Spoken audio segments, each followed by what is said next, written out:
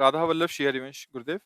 गुरुदेव, श्री जी की शरणागति से पूर्व मैं काशी में भगवान बुद्ध द्वारा बताए गए विपश्यना ध्यान पद्धति से जुड़ा था। अब श्री जी की शरणागति के बाद विपश्यना ध्यान पद्धति को राधा वल्लभी उपासना से कैसे जोड़ूं? कृपया मार्गदर्शन करें। सत्संग में नहीं सुना क्या? कई बार हमने कहा है कि भजन को एकाग्रता पूर्वक करने के लिए उसमें तो एक ही पद्धति, हम तुम्हें कई पद्धति बताई। जैसे श्वास धीरे धीरे, अब राधा वल्लभ श्री हरिवंश, राधा वल्लभ श्री हरिवंश, राधा वल्लभ श्री हरिवंश, राधा वल्लभ श्री हरिवंश, श्वास खींचे, छोड़ दी, राधा वल्लभ श्री हरिवंश। एक ये पद्धति। एक दूसरी है, राधा वल्लभ श्री हरिवंश, राधा वल्लभ श्री हरिवंश, राधा वल्लभ श्री हरिवंश। भर लिए पर रोक लिए, छोड़े नहीं। कुछ नाक वाक पकड़ने की जरूरत नहीं। अब जितनी देर रोक सको, फिर छोड़ दिया, राधा वल्लभ श्री हरिवंश, राधा वल्लभ श्री हरिवंश। ये दूसरी पद्धति। तीसरी पद्धति, छोड़ दिया, अब रोक लिया, बिल्कुल अंदर नहीं लिया, एकदम खाली कर दिया और रोक दिया। अब जब प्राण व्याकुल होंगे, जब कस के व्याकुल, फिर लिया, फिर छोड़ दिया, फिर रोक दिया। इन पद्धतियों से प्राण सूक्ष्म होता है और ये कोई पद्धति करने की जरूरत नहीं। राधा वल्लभ श्री हरिवंश, राधा वल्लभ श्री, वो प्राण अपने आप सूक्ष्म हो जाएंगे। समझ रहे ना? ये प्रेम पद्धति है, इससे बढ़कर कोई पद्धति नहीं। प्रेम ऐसा मन को, प्राण को, सबकी धज्जियां उड़ा देता है। प्रेम भगवान को भी अधीन किए। भगवान का एक नाम जानते हो क्या? प्रेमाधीन। पीछे पीछे भक्तों के डोलते हैं। जैसे बछड़ा आगे चले ना, तो गाय पीछे रंभाती आती है। भक्तन पीछे यो फिरत जो बछड़ा संग गाय। कोई भी पद्धति ऐसी नहीं है जो प्रेम प्रदान न कर सके। जो कुंडलनी जागृत योग्य से होती ना, प्रेम की जब आंच बढ़ती, सब अपने आप जाओ उसमें। तो अगर चूक गए तो भ्रष्ट भी हो जाओगे। कुंडलनी अगर टेढ़ी हो गई तो महाभोगी बन जाओगे। कुंडलनी अगर जरा सा उसका मार्ग अवरुद्ध हो गया, महा बड़े बड़े रोग हो जाएंगे। इसमें कुछ नहीं। राधा राधा राधा, सब शक्तियां अपने आप जागृत हो रही हैं। और ये भागवती विधान से जागृत हो, इसलिए तुम्हारी इसमें ये नहीं कि वो बिगड़ जाएगी। शांत त्रिकालज्ञ हो जाता है, सर्व ज्ञान, सब सिद्धियां प्राप्त हो जाती है। भजन करो। अलग अलग महापुरुषों ने पद्धतियां बताई। ये तो हम कई बार सत्संग में बोले हैं कि अगर आप ऐसा करना चाहो तो कर सकते हो। और करने से फिर इसमें स्वास्थ्य भी ठीक रहता है और मन एकाग्र रहता है। जवान साधु को तो करना ही चाहिए। हम तो ये सब संन्यास मार्ग में थे तो ये सब करते ही थे।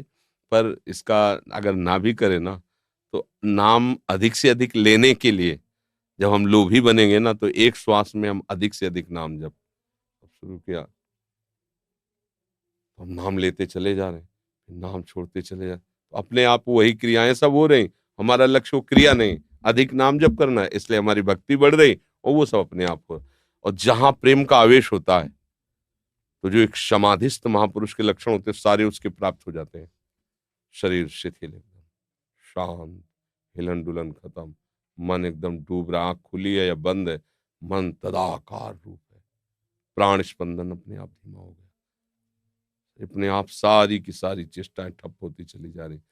समाधि में तो निर्विकल्प समाधि की दशा होती, प्रेम में मृत्यु दशा होती। मरा हुआ आदमी कैसा होता है? प्रेम की आखिरी दशा मृत्यु दशा वर्णन। जैसे समाधि की आखिरी दशा निर्विकल्प समाधि, ये उड़िया बाबा को प्राप्त थी। एक बार उड़िया बाबा के दर्शन करने कुछ लोग गए, वो समाधि में बैठे थे, आंख खुला ऐसे, तो बस वो आए, बोले बाबा पधार गए। तो एकदम घबराहट पैदा हुई। मोहनपुर में थे, तो सब लोग गए नजदीक। तो वो लोग सब रोज देखते थे बाबा की स्थिति को। नजदीक जाके से देखा, नाड़ी नहीं चल रही। आंख देखा, बस आंख ऐसे एक टाक ऐसे। बोले स्थिति तो शव की तरह है, पर बाबा समाधि, प्राण स्पंदन नहीं हो रहा, प्राण स्पंदन नहीं हो रहा, शांत, कोई हिलन डुलन पलक झपना कुछ नहीं। 18-18 घंटे बाबा की ऐसी स्थिति। ओम शांति, अलौकिक सब। इससे भी बढ़कर प्रेम की स्थिति मृत्यु, मृत्यु दशा, आखिरी दशा मृत्यु दशा। आपको लगेगा मर गया, नहीं, मरता नहीं। ये प्रेम की आखिरी दशा। प्रेम सबसे महाबली, इससे बड़ा कोई बलवान नहीं। जो हरि को भी बांध के रखता है वो है प्रेम। नहीं, देखो भक्तों के पीछे डुलते भगवान, भक्तों की लंगोटी धोते माधवदास जी की प्रेम में। भक्तों के लिए रथ हाँक रहे, भक्तों के लिए पैर दबा रहे, तो ये हुई ना प्रेम कितना बली है कि भगवान से क्या करवा रहा है। जगत का दाता भीख मांगने जा रहा है बलि के दरबार में, और छोटा बन के जा रहा है, बामन बन करके जा रहा है। ये क्या हो रहा है? प्रेम। अपने भक्त के लिए भीख भी मांगना पड़े तो भगवान भीख, जबकि समर्थ है, अगर भगवान रूप में प्रकट होकर आदेश कर दे तो उन्हीं के लिए तो यज्ञ कर रहा है, एक क्षण में दे देगा। लेकिन नहीं, भिक्षुक बन करके जा रहे करे, ये यज्ञ तभी पूर्ण मानी जाएगी जब आप हमारी अतिथि सेवा करे, भिक्षा दे दे। बोले हम बहुत संतुष्ट ब्राह्मण हैं, हमें 3 पग भूमि दे दो। छल कर रहे ना, नपना लेके इतना बड़ा गए बामन रूप, जब उन्होंने कहा दिया तो ऐसा फैला लिया ब्रह्मलोक तक, एक ही पैर चला गया। ये लीला बिहारी। तो हमें लगता है जैसे महादेव जी की कृपा से आप प्रेम मार्ग में आ गए, तो अपने मार्ग को पकड़े, सब मार्गों को ऐसे राधे राधे, क्योंकि हर बात वही है। चाहे जिस संप्रदाय की बात लो, आप पूछो तो शब्दावली अलग अलग है, बकाया प्रक्रिया तन्मय होने की है। अपने मन की वृत्ति को अपने आराध्य देव में तन्मय कर दो, सब जगह की बात है। ज्ञान में भी है कि ब्रह्माकार वृत्ति कर लो, भक्ति में भगवदाकार कर लो, और यहाँ निकुंज में है प्रेम में कर लो। वृंदावन प्रेम धाम, प्रियालाल से प्रेम हो जाए, प्रेम ही प्रेम हृदय में हो जाए। सब शास्त्रों का जिसे स्वाध्याय किया ना पीछे, और सब मार्गों का बड़े बड़े संतों से सबका सार यही है, संसार को भूल जाओ और प्रभु में डूब जाओ। ये सब साधना का फल है, चाहे जिस मार्ग से चले। वो केवल थोड़ी थोड़ी प्रक्रियाएं अलग हैं, मगर बात है। और जो अगर ये बात नहीं तो वो बात सत्य नहीं, फिर नहीं मानना, फिर बात नहीं मानना। इसके नीचे कोई बात मानने योग्य है नहीं। हर साधना का यही स्वरूप है, सत्य वस्तु की प्राप्ति, सत्य वस्तु का चिंतन, सत्य में तन्मयता। अगर ऐसा नहीं तो धोखा है, फिर हम बात नहीं समझने वाले। फिर तो छल करके बोला जा रहा है, झूठी बात बोली जा रही है। क्योंकि हर शास्त्र का उद्देश्य असत चिंतन छोड़कर, असत क्रियाएं छोड़कर सत चिंतन और सत क्रिया में लगाना है। और ये सत्य बात नहीं है तो फिर दंभ है, नाटक है, पाखंड है, सब झूठा है। बात है मन को प्रभु में लगाने की, सच्ची बात है। 4 पैसे तुम्हारे पास ज्यादा है, किसी भी गरीब की सेवा में, संत सेवा, वो बातें अलग की, इससे काम नहीं बनना। बात समझ लो, अगर भजन नहीं करते तो इससे काम नहीं बनना।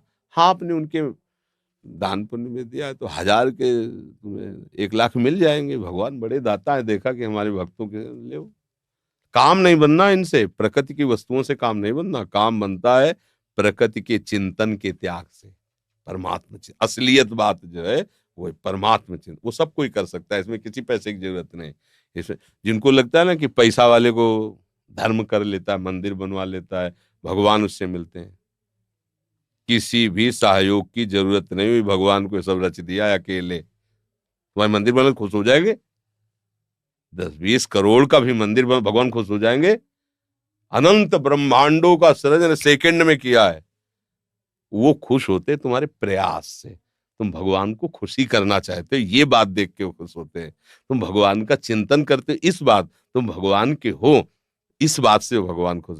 इसे आपकी घर में सारी संपत्ति है, सब कुछ है, आपकी ही संपत्ति से ही बच्चे पोष पाले जा रहे हैं। घर में कुछ भी बना, वो लेके आया, पापा ये उसको खाने को मिला, वो नहीं, वो ला के आया, तुम्हारे मुंह तुम्हें कैसा लगेगा? एकदम हृदय शीतल हो जाएगा। ऐसे दुलार कर, बस यही बात है। हमारे पापा का पूरा संसार पिताजी का, सारी सामग्री उन्होंने ही हमें दी। पर जब हम ऐसा प्यार करते ना कि कोई भी वस्तु बनी ना, वो पहले प्रभु को भोग लगाते। प्रभु तो दुलार करते, अच्छा हमें प्यार करते हो, सदैव सुखी रहो। वही वस्तु, भोग, सामग्री, भगवान की प्रसन्नता भगवान को नहीं चाहिए, वो तो लाके तुम्ही को दिया भाई। तुमने जो प्यार दिखाया, भाव दिखाया, इस पे वो रीझ जाते हैं। तो ऐसा भगवान को इन वस्तुओं की जरूरत नहीं, एक भाव की जरूरत है। और इन सब साधनों का एक फल है भगवत चिंतन। हर समय प्रभु का चिंतन होता है, समझ रहे ना। राहुल मिश्रा जी, उदयपुर राजस्थान से। महाराज जी, आपके चरणों में कोटि कोटि दंडवत प्रणाम। भगवान, आपने कुछ दिन पूर्व के सत्संग में कहा था, प्रभु के भागवतिक सुख का अनुभव आत्मा स्वयं से स्वयं में करती है, वहां माइक, मन, बुद्धि, इंद्रियों का प्रवेश नहीं है। तो क्या ये कहना उचित होगा कि आत्मा उस चिदानंद में सुख का अनुभव अपने अंदर ही निहित दिव्य मन बुद्धि द्वारा करती है, एवं यह दिव्य मन बुद्धि आत्मा से भिन्न नहीं है, जिस प्रकार ये प्राकृतिक अंतःकरण है? बात ये समझनी कि सब कुछ भगवान ही बने हैं।